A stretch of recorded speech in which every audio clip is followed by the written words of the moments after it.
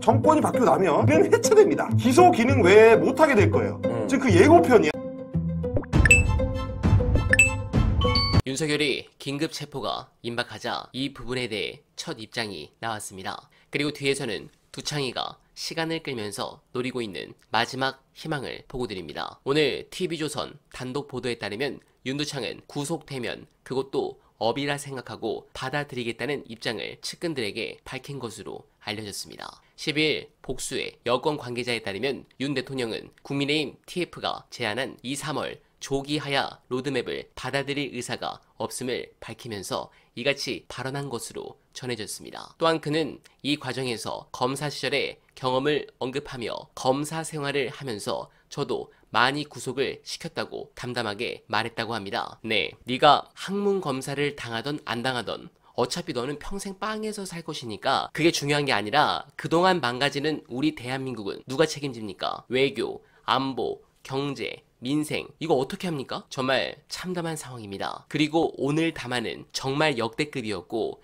이걸로 대부분의 윤두창 지지율은 10%대로 떨어질 것 같습니다. 특히 제가 황당했던 것은 야당이 발목을 잡는 바람에 국정 운영을 제대로 할 수 없었다 이겁니다. 아니, 본인들이 국민들의 지지를 잃었기 때문에 야당이 발목을 잡을 수 있는 의석을 얻은 겁니다. 저 폭주를 견제하라고 의석수를 몰아준 것이죠. 만약 국민의 지지를 받는 대통령이라면 어떻게 야당이 발목 잡을 수 있겠습니까? 총선의 패배, 본인의 여러 잘못된 결정 때문에 분위기가 야당 쪽으로 넘어가고 본인의 집권 여당이 선거에서 패배했습니다. 애초에 네가 그런 선택을 하지 않았더라면 선거 결과 그렇게 나오지 않았을 것입니다. 그런데 역시나 예상대로 친윤 권성동이 원내대표 취임 직후 부결을 천명했습니다. 이거 이유가 있죠. 국짐이 해산당할 수도 있는 이유 보시고 이어가 보겠습니다. 통상적인 상황이라면은 이렇게 빠른 타이밍에 말하자면 다른 어떤 뭐 특전사령관이라든지 이런 사람들을 경찰에 아직 소환하지 못한 상태에서 대통령실의 주요 인사들이나 뭐 관련자들을 아직 소환 안 한 상태에서 여당의 원내대표를 먼저 부른다? 사실 안 됩니다. 근데 왜 이게 가능하냐? 저희가 지난 주말부터 계속 말씀드렸지만 이 수사는 사실상은 민주당이 지휘하는 거예요. 제가 그냥 무슨 뭐 민주당 지지해가지고 그런 식으로 얘기를 하는 게 아니라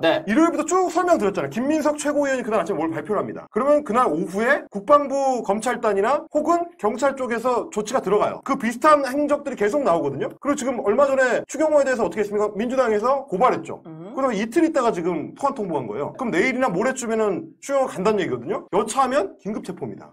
여러 가지 맥락들. 왜냐면 오늘 국회에서 공개된 내용 중에 조국 혁신당 박은정 의원이 공개한 게 뭐냐? 추경호의 문자 메시지 타임라인하고 그리고 그때 국회의장한테 의결 밀어달라고 했었던 타임라인을 맞춰서 얘기를 했어요. 그 의결 밀어달라고 하는 타이밍 전에 이미 자기네 의원들은 빼돌려가지고 당사에다 보내놓은 상태였습니다. 이건 그냥 의심의 여지가 없는 그런 맥락들. 그리고 추가로 오늘 공개된 게 뭐냐면 김의겸 의원이 찾아낸 게 뭐냐면 카운팅을 하는 숫자를 확인하려면 본회의장에 안에 들어와야 되는데 본회의장 안에 들어올 수 있는 거는 국회의원밖에 없습니다. 그러면 이제 추리를 해보는 거죠. 본회의장에 들어왔는데 표결에 참여하지 않은 의원. 그리고 심지어 이게 CCTV나 국회 방송 영상들이 계속 촬영을 하고 있기 때문에 누가 들어오고 나오는지가 화면에 보여요. 확인했더니 누가 나오느냐? 지금 국민의힘의 원내대변인 신동욱.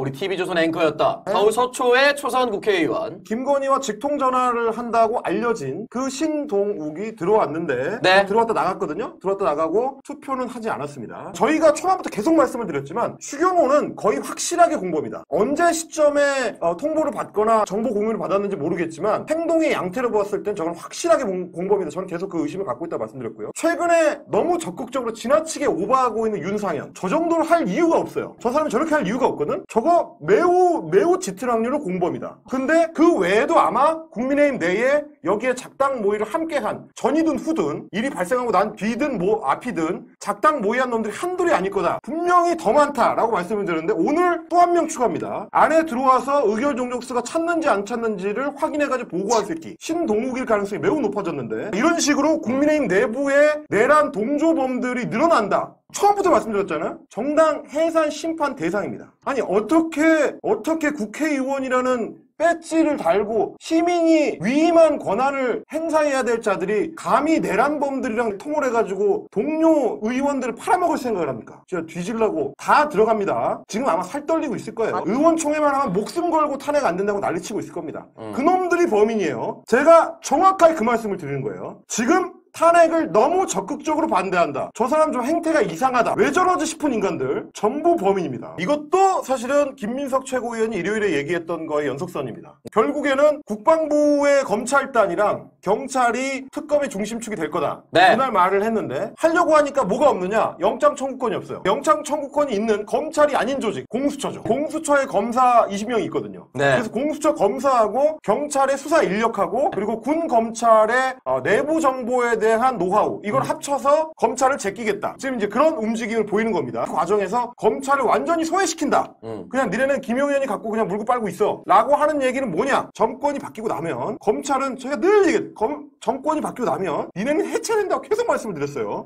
니네는 해체됩니다. 기소 기능 외에 못하게 될 거예요. 지금 그 예고편이야. 니네가 할 수 있는 게 없다. 니네는 그냥 공판으로 넘어가서 공소유지나 해라. 라는 메시지를 지금 주고 있는 겁니다. 네, 이래서 국정은 범죄자 집단이라 저렇게 나오는 것입니다. 또한 두창이도 그걸 잘 알고 이용하는 것이죠. 특히 전날 SBS 보도에 따르면 윤두창의 한 측근은 윤석열이 이재명 민주당 대표의 선거법 2심 재판 선고 전에는 물러나지 않을 것이라고 말했습니다.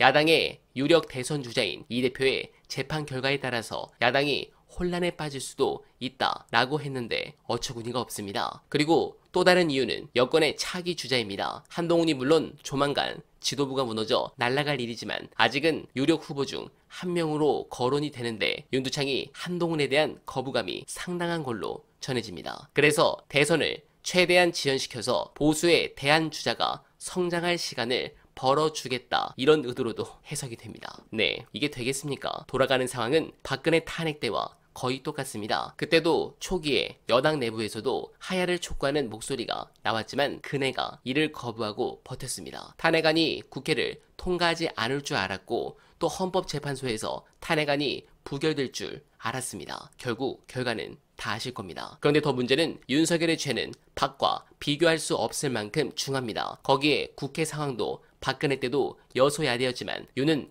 8표만 넘어가면 3분의 2가 될 정도로 의회 지형이 훨씬 더 불리합니다. 그런데도 두창이가 정신을 못 차리는 것은 계엄을 선포할 정도로 망상과 비상식적인 자기 확신에 빠져 있는 데다 뼛속까지 이기적이기 때문입니다. 국민은 물론 당이야 어찌되든 말든 전혀 아무런 고려가 없는 사람입니다. 그래서 지금 당론으로 막으려고 해도 슬슬 매직 넘버에 가까운 이탈표가 쏟아지려는 움직임이 보이고 있습니다. 두고 보겠습니다. 환상적인 결과로 우리 국민들이 크게 기뻐하실 주말이 다가오기를 간절하게 바라며 어나바는 오늘도 최선을 다하겠습니다. 여러분 고맙습니다.